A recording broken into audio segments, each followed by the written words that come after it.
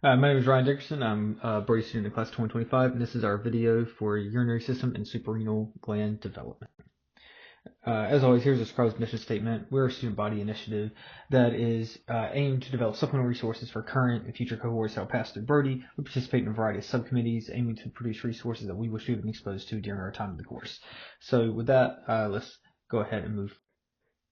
As always, I want to put out a disclaimer that these resources are meant to be used as a supplement and are in no way a replacement to the instruction by the Brody faculty.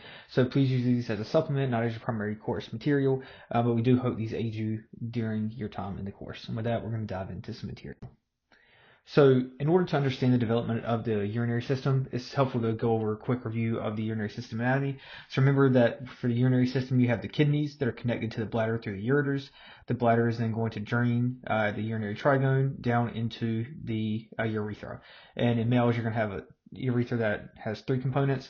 We'll talk about that a little bit later. In females, the urethra is much shorter because it's going to exit through right in the opening of the vestibule of the vagina. Okay. So the urinary system here, again, kidneys, ureters, bladder, going down from the bladder to exit the body through the urethra. Some things you need to know about the kidney. Remember that you have the renal artery and veins coming in. They're going to the different divisions of the kidney. You have the renal pyramids. Those are going to go into minor calyxes, major calyxes, going into the renal pelvis, which is then going to dive down into the ureter. Okay, so we're going to talk in general about different structures that are going to give rise to these adult derivatives. So it's helpful to have an idea of what these look like in order to understand how things change in development. All right, so one of the things that you do need to know is a little bit of the kidney physiology and the nephron structure. This is because we're going to talk about derivatives that are going to give rise to the nephron. Big thing here is the nephron is going to start with the glomerulus, which is Bowman's capsule, along with the capillary, the glomerulus here. So that's going to get the proximal convoluted tubule. Then you have your descending limb, ascending limb, distal convoluted tubule, and then your collecting duct. So we're going to talk about how the majority of a nephron is formed by one component in development, and then the collecting tubules going down is formed by a different. Big thing here, if you're curious about the physiology, the glomerulus is a filtrate, so it's causing filtration through the blood vessels, through the Bowman's capsule into the proximal convoluted tubule. And that filtrate comes down, it becomes concentrated in the loop of Henle and the collecting ducts, and then it's going to exit into the, in this case, it'll go into the renal papilla, then it'll go to the minor calyx, major calyx, renal pelvis, and then it'll go out through the ureter to get down to the bladder. Okay, last thing for review of adult anatomy, we're going to talk about the adrenal gland. Big thing here, just remember that adrenal glands sit on the superior poles of both kidneys, so you have a right and left adrenal gland. The adrenal glands have 2 major components. You have an adrenal cortex and you have an adrenal medulla. The cortex is divided into a couple different layers, so you have the zona glomerulosa, the fasciculata, and the reticularis. We're not going to talk too much about that. That's going to be more of a histo thing. And then the medulla here. So big things for y'all to know in terms of this video. Remember that you have the cortex, and then more internally, deeper, you have the medulla. And we're going to talk about how that these 2 structures are going to rise differently embryonically, which is going to be one of the reasons that they have different functions. Okay, so now we're going to get into the actual embryo. So snapshot in time, remember that all of this is really happening during the 4th and 5th week. That's when a bunch of our organ systems begin to form. So that's when the initial components of our urinary system are going to form, and then it's going to continue to develop all the way up until week delivery. Okay, so starting out, just remember that with our trilemma disc, we have 3 layers. We have an ectodermal layer, mesodermal, and endodermal. The endoderm we talked a lot about forming the gut set tube and various structures. When we talked about the ectoderm forming the lateral body walls, that was a somatophore. We talked about splanchnophore. So that was all lateral plate mesoderm here. For this video, primarily the mesoderm that we're going to be talking about is going to be the intermediate mesoderm. Okay, so I want to point this out. So you have paraxial mesoderm, so beside the axial line, so beside midline. Then you have intermediate, which is going to be the main focus here, and then you have lateral plate mesoderm. So the mesoderm forming the urinary system is primarily going to be the intermediate mesoderm. Okay, so that's the focus here. All right, and this is just a brief recall back from the development of the GI system. Remember the cloaca and anal column development. So in this, remember that the cloaca was that terminal dilation of the hindgut. That means it is made of endoderm. Okay, you had the proctodeum, which was the invagination of the ectoderm from the outside. The big thing here is that coming down, you had the urorectal septum, which is going to separate the cloaca into a urogenital sinus in the front and the rectum in the back. And then you have the membranes that eventually are going to degrade, and it's going to allow for openings here. Okay, so the big thing is that you have a urogenital sinus in the front, rectum in the back, separated by the urorectal septum. We'll talk about this a little bit more as we move forward. But this was a review from the GI slide. So we'll do this again in a little bit more of a focus for how it's relevant for bladder anatomy. But remember that this is all endoderm in yellow because it's forming from the embryonic hindgut. Okay, so getting into the actual development of a urinary system, the urinary system starts by the formation of the urogenital ridges that form on either side of the midline. Okay, so these are going to be formed from intermediate mesoderm. Remember, we said that that's going to be the primary mesoderm contributing to the urinary structures. So the urogenital ridges form, and then within the urogenital ridges, you're going to have two components. You're going to have a urinary part and a gonadal part. The nephritic portion, called the nephritic cord, so that's the urinary system component, is going to form first. So that forms before the gonadal part, and we'll talk about the gonadal portion in our next video. So this video is going to primarily focus on the nephrogenic cord. So nephrogenic cord is forming within that urogenital ridge, which is just off of the midline. So you can kind of see that here. And then the way that the kidneys work in development is that there's going to be 3 sets of kidneys that are going to form. They're going to form in a cradioconal fashion, meaning that the first set is going to form higher in the body, and then the second set is going to form beneath it, third set is going to form most inferiorly, and then we'll talk about movement once the final set is formed. Okay, so the 3 sets of kidneys are going to be the pronephros. That's the first one that forms. It's going to mostly degrade, or really primarily degrade completely. The mesonephros is going to mostly degrade unless it's a male, and then we'll talk about how it can contribute to the reproductive system in our next video. And then we have the metanephros, which is going to be the primary contribution to the adult urinary system. Okay, so the metanephros is your 3rd set of kidneys that forms, and it's the one that's going to be primarily going to be persisting in adults. So breaking this down into a couple of different components, we're going to start with pronephros, then go to meso, then metanephros. So this is longitudinal over time. So as we said, these different sets of kidneys are forming from a cradiocaudal fashion, meaning the first set starts more superiorly, the next set comes down inferiorly. So you can see that here. The first set that forms is going to be the pronephros. So really you have these little almost like glomeruli shapes, not quite, because pronephros is pretty indescript. It's not super special. It's going to mostly degrade anyway, so we're not going to really care about it, other than the fact that it's going to contribute to this duct, which is called the pronephric duct, which is going to help get, part of that's going to be used for the mesonephros. So mesonephros is second, so this is the second set of kidneys. Right here, what you can see is we actually have segmented mesonephric tubules. And so these are, each component here is a renal corpuscle, which includes a Bowman capsule and a glomerulus. Okay, so you're getting to the point where you can start to filter urine here, or filter blood into urine. And then these mesonephric tubules, which is each one of these little outpouch, are connected via the mesonephric duct. And what I want to point out here is that the mesonephric duct, once it forms, is going to be coming down and connecting into the cloaca. So the mesonephric duct comes all the way down and joins to the cloaca. All right. And the third thing that happens is the metanephros forms. So the metanephros is your 3rd set of kidneys. This specifically is going to be forming through the ureteric bud. So the ureteric bud is the first part.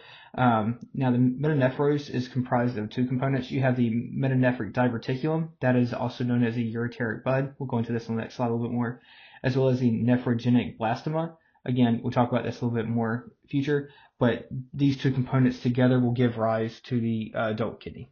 So initially, once you hit the pronephros is going to degrade, mesonephros forms, joins with the cloaca, which will eventually become the bladder, and then you have the ureteric bud, which is coming off of the metanephros. Okay, over time, what happens is again degradation of the pronephros. Mesonephros is going to be present, and then you can see here that there was migration of the ureter, or migration of the components that are going to the bladder. So this is now going to be connected posteriorly to the cloaca, which is again going to become the bladder. And then your mesonephros is connected inferiorly. And we're going to talk about this a little bit more in another slide. And then eventually what happens is pronephros completely degrades, and then the metanephros, in this case, we're looking at a male, so it doesn't degrade fully, but otherwise this would degrade. And then you have a developing kidney that is connected through the ureter to the bladder. Okay, so diving in a little bit more specifics, we're going to start with early renal development. So we said that we had the degenerating pronephros. That's going to happen because it's going to form first and it's going to degrade. Its main thing that it's doing is giving rise to the pronephric duct. Okay, that's going to help contribute to the mesonephric duct, which is this duct. Again, this has different components. The segmented mesonephric tubules, it's going to open into the cloaca. And then we go from there. We have the metanephric diverticulum, which is called the ureteric bud. So this is probably the term that I would know. This is just a little easier to remember. But the metanephric diverticulum, so the diverticulum comes off of the mesonephros. Big part here is that it's derived from the mesonephric duct, meaning it is made of mesoderm. All right, and then it's coming into the mesonephric blastema. So the blastema is this region outside of the duct. Okay, so these are two separate structures. You have the mesonephric diverticulum that's coming off of the mesonephric duct. Then you have the metanephric blastema. Okay, that's on the outside. And we'll talk about the structures these are going to end up forming in a moment. So as we continue to develop late renal development, the mesonephros is going to degrade. Some of the remnants are used in the reproductive system, but again, depends on the sex, and we'll talk about that in another video. Other things that happen is the bladder is going to grow and change shape. So that as the bladder grows, what happens is it absorbs part of that mesonephros, and that causes the metanephros to insert on its own separately into the developing bladder. Okay, as the bladder continues to grow, it continues to move posteriorly and superiorly until you get to this terminal destination, which is how the ureters actually drain into the bladder in adults. Okay, so that's the big thing there. And then if the mesonephros is retained in adults, then it's going to be primarily contributing to the ejaculatory duct in males. Okay, but again, reproductive development, talk about it another time. All right, so think about the metanephric diverticulum and blastema. So the metanephric diverticulum, again, is the outpouching from the mesonephric duct. Okay, and that's going to give rise to really the ureter and all the components associated all the way to the collecting ducts. So if we start distally with the ureter and work our way back, so we have the ureter going into the bladder, then the renal pelvis, the major and minor calyxes, and then the collecting ducts, all the way up to the arch collecting tubules. Okay, so if we look here, we have the mesodermal derived metanephric diverticulum coming up, and it's going to form the ureter, renal pelvis, major and minor calyxes, and if we zoom in, it's going to form the collecting ducts all the way up to the arch and collecting tubules. Okay, so that's all the way up to, and we're going to say for this class, including the arch and collecting tubules. And then after that point, everything else is going to be derived by the metanephric blastema. Okay, and the blastema is going to form Bowman's capsule, the proximal convoluted tubule, the loop of Henle, and the distal convoluted tubule. So everything from the glomerulus back down to the arch and collecting ducts, or collecting tubules. Okay, and the way that this happens, you can't have just the diverticulum form without the blastema, or just the blastema form without the diverticulum. You have to have both, and that's a process called reciprocal induction, where one has to be present in order to induce the other one, and it likewise induces the other one to form. Okay, a little confusing, but both need to be present in order for these structures to form. Okay, some additional things that happen as there is development of the kidneys. The kidneys initially are going to start development down in the pelvis, okay, near the bladder. So the metanephros starting inferiorly, and the other thing is that the hilum, or the region where the arteries and veins are going to enter the kidneys, is going to be faced anteriorly. Now in adults that's not the case. The kidneys are up high around the L1 level, and the hilum is faced medially. So there has to be some kind of change that's occurring. So what happens is the kidneys are going to rise up into the abdomen during development. You start to get rotation where instead of the hilum being anteriorly, as is in this first image, it starts to rotate 90 degrees medially until you get the adult orientation. Okay, so again, kidneys start down in the pelvis, they're going to rise up, getting to around the L1 level with the renal arteries coming off the abdominal aorta, and the arteries are going to come off medially and insert into the medial aspect of the kidneys, which is going to be the hilum. Then you can see the ureter coming down as well, so the ureter has to elongate as it goes and joins the bladder. So as the kidneys are moving up into the abdomen, it's important to note that the blood supply is going to change as the kidneys ascend up into the abdomen. So initially, because they start down in the pelvis, the first set of blood vessels that is going to supply the developing kidney is going to be off of the common iliac. Then as they move higher up, you get caudal renal arteries. These are just renal arteries that come off of the abdominal aorta. And then as you move more superiorly into their final adult position, you get the renal arteries, which we see here, coming off of L1. So caudal renal arteries would come off a little bit more inferiorly, kind of in this region. And then the common iliac branches are going to be coming down here as we're in the pelvis. Okay, so now we're looking at the urinary bladder development. And so this again is kind of a review, but now a little bit more focused on the bladder itself. So again, we have the cloaca, which is this is endoderm. Everything else I've been talking up to this point has been mesoderm. So cloaca is endoderm, formed by the dilation of the hindgut. And then what happens, so big dilation, you kind of have a combination of what's going to be your rectum as well as your bladder connected together. We don't want that in adults, so we're going to separate it. So we have the urorectal septum coming down. It's going to separate the urogenital sinus in the front and the rectum in the back. And so once we separate the urogenital sinus, this is going to then give rise to three different components. So you have the vesicular part, which is the most cranial component.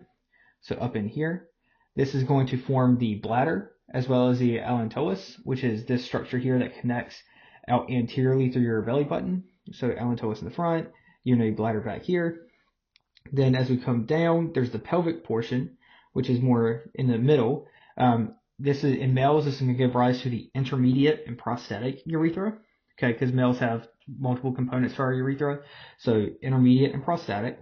Whereas in females, the entire urethra is going to be derived from this middle component.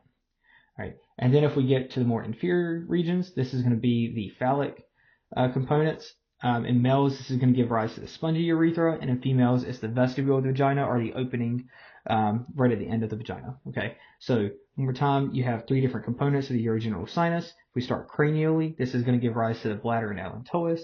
The more middle component, also known as the pelvic division, is going to give rise to the intermediate and prostatic urethra in males and the entire urethra in females. Coming down inferiorly to the phallic region, you're going to have the spongy urethra in males and the vestibule of the vagina in females. So a little bit more about male urethra development. While you have the spongy urethra coming down almost to the tip of the glans penis, it doesn't quite get to the end. So if this was the case, you wouldn't actually be able to urinate. So what happens is you have what is called the ectodermal cord develop. So the ectodermal cord develops from the end of the penis where the glans is and works its way backwards. So you can see here you have the ectodermal cord. It grows backwards, and then eventually it's going to form this opening called the navicular fossa of the urethra. Okay, so this is all ectoderm. So ectodermal cord giving rise to ectodermal tissue, and it's going to develop into the navicular fossa of the urethra, and this is going to allow urine from the spongy urethra to pass into the navicular fossa and then out through the glans penis. Okay, so big things here is that while your urethra in female is completely made of endoderm, because it's coming from the embryonic hindgut, because you have the urogenital sinus. In males, you get the spongy urethra, which is endoderm, but then there's a transition point as you get towards the tip of the penis, where it's going to switch to ectoderm, because you have the ectodermal cord giving rise to the navicular fossa. All right, and last thing here for development, we have the adrenal glands. Really big things here is just remember that you had the medulla in the middle, cortex on the outside. The cortex is going to be formed by dorsal mesenchyme and mesothelium, and that's going to form the adrenal cortex. The cortex is going to be producing multiple steroids. This is based on which layer of the cortex you're in, but things like aldosterone, cortisol, DHEA, and then internally, this is all derived, the medulla is derived from neural crest cells. So medulla, neural crest cells, adrenal cortex, mesenchyme, and mesothelium. So neural crest cells are going to form catecholamines. Okay, so big things: cortex, medulla, cortex from mesoderm, and then the medulla from neural crest cells. All right, some quick clinical anatomy. So some of the things that you can see during development, some defects along the way. Something that's relatively common are these accessory renal arteries. So remember that the kidney starts inferiorly in the pelvis and then it rises up during development. What's supposed to happen is you have contributions from the common iliacs and then the caudal renal arteries, and then finally the terminal renal artery. But if those inferior renal arteries don't degrade as we're moving upwards and they persist, then you get these accessory renal arteries. All right. Another one is renal agenesis. So this is where one of the kidneys doesn't form. Renal agenesis on one side you can live with, but if it's bilateral, it's going to be associated with oligohydramnios, which means that there's decreased amount of amniotic fluid. And because you need amniotic fluid in order to help the development of the lungs, this often is fatal because you have poor lung development if you have bilateral agenesis of the kidneys. Okay. Two other things that you can see. One is ectopic kidney. So ectopic kidney just means the kidney doesn't end up where it's supposed to. So this could be a failure of ascent most commonly. Usually you'll find the kidney in the pelvis. And you can see here that this branch is actually coming from the common iliac because that's the closest blood supply because it never ascended and got the branch from the abdominal aorta. Okay, so ectopic kidney just means kidney not where it's supposed to be. Usually it's down here in the pelvis. And then another one is horseshoe kidney. So horseshoe kidney is when the kidneys are developing down here in the pelvis. The inferior poles fuse together and they ascend at the same time. Because you have fusion at the inferior poles, it's going to get caught around this vessel and it can't go any higher up.